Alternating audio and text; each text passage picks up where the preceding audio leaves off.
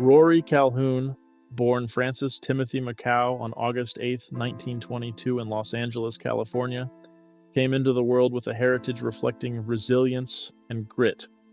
His father, James McCow, was an Irish gambler known for his unpredictable lifestyle, while his mother, Elizabeth Cuthbert, provided a more stable influence.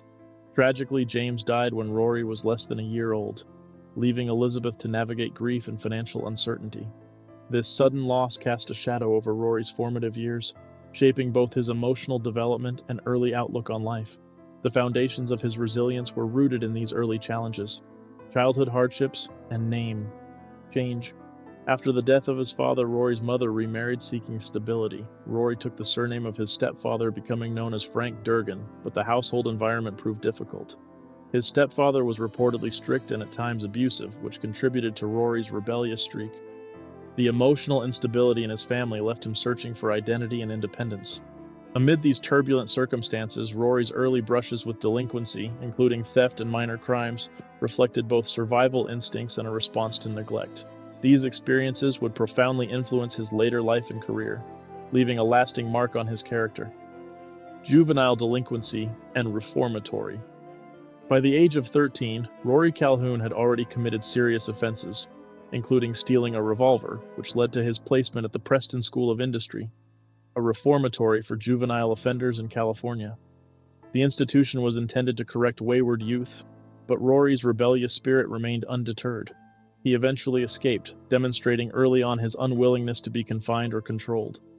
These formative experiences in institutional settings and brushes with authority shaped his self-reliance and determination. They also provided a stark contrast to the disciplined persona he would later project as a Hollywood leading man. Teenage years and early crimes. At 17, the abuse from his stepfather became unbearable, prompting Rory to run away from home. Alone, he relied on cunning and physical skill to survive, engaging in hot wiring cars, theft, and occasional jewelry robberies. His activities eventually attracted law enforcement attention, culminating in his arrest for car theft. Rory was sentenced to 3 years at the United States Medical Center for Federal Prisoners in Springfield, Missouri, a federal facility for inmates requiring medical or psychiatric care.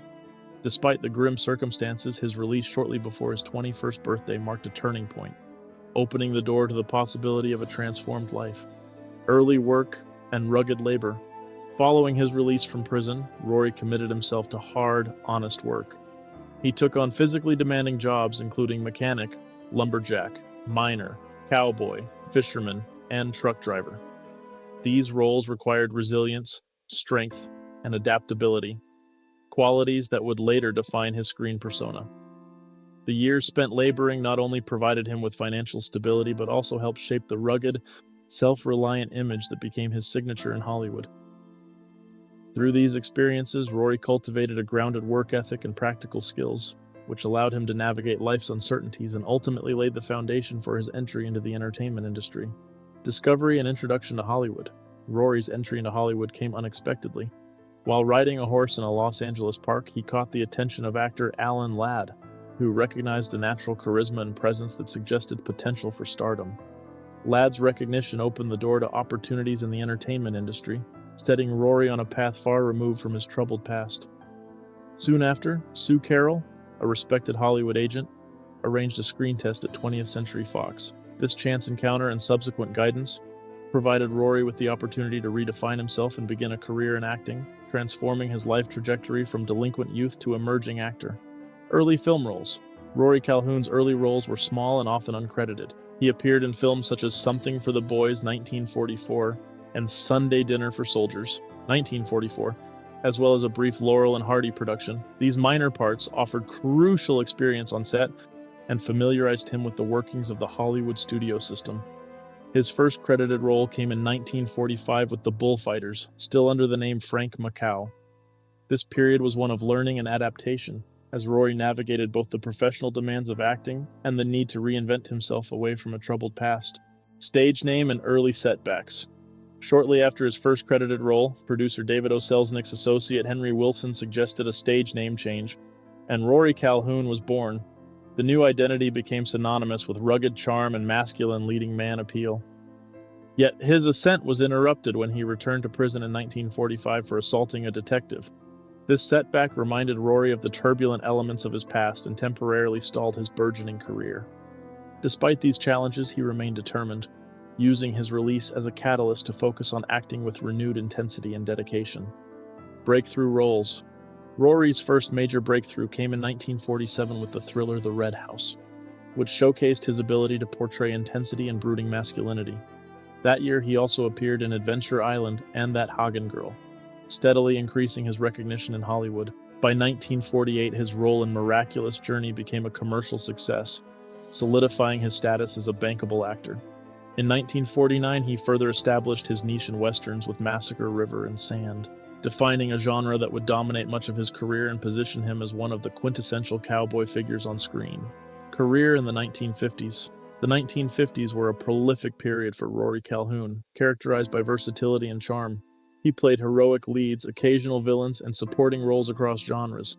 Films such as Return of the Frontiersman, 1950, and Country Fair, 1950, highlighted his range, while musicals like Meet Me After the Show, 1951, and romantic dramas including I'd Climb the Highest Mountain, 1952, expanded his appeal.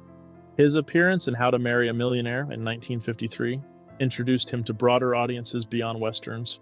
Rory's presence on screen combined swagger, charm, and rugged authenticity, making him a memorable figure in mid-century Hollywood. Legacy and later years. Throughout his career, Rory Calhoun became synonymous with the archetypal American cowboy, standing alongside legends like Randolph Scott and Joel McCrea. While his name may not be widely recognized by modern audiences, classic Hollywood fans revered him for his authenticity and dedication. His career encompassed over 80 film credits, reflecting both a turbulent personal life and remarkable professional achievements. Rory remained committed to his craft despite challenges, leaving a legacy of resilience and adaptability. His contributions to westerns and other genres have cemented his place as one of Hollywood's enduring icons. Death and posthumous recognition. Rory Calhoun passed away quietly, leaving behind a legacy marked by both triumph and hardship. In accordance with his wishes, he was cremated. His death was noted in industry publications, and he was remembered by colleagues and fans for his compelling screen presence and the rugged charm that defined his career. Beyond his films, Rory's life story, from troubled youth to Hollywood leading man, serves as a testament to resilience and reinvention. His journey remains an inspiration to those who admire perseverance, illustrating the power of talent, determination, and the ability to overcome adversity.